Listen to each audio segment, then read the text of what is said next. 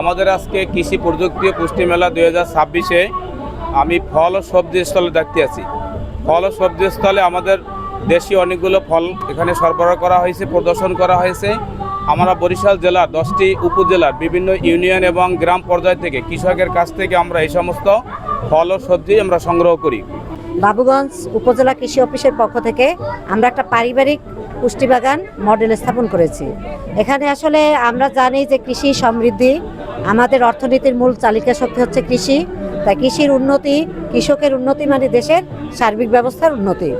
আর আমাদের যে স্থানীয় সম্পদ আছে তার যদি সুষ্ঠু ব্যবহার করতে পারি, সেই উপলক্ষে আসলে এই প্রকল্পটার উদ্দেশ্যই হচ্ছে পতিত এবং অনাবাদী ও পারিবারিক পর্যায়ে পুষ্টি বাগান স্থাপন। বিভিন্ন ধানের জাতের প্রদর্শনী করা হয়েছে।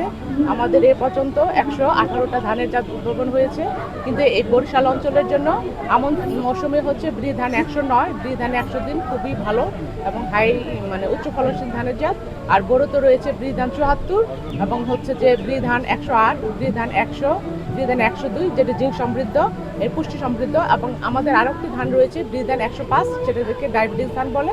এবং আরও নতুন একটা ধান রয়েছে প্রিমিয়াম কোয়ালিটি ব্রি ধান 104, এটা বাসমতি টাইপের।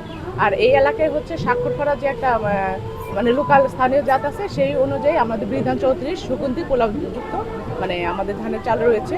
আর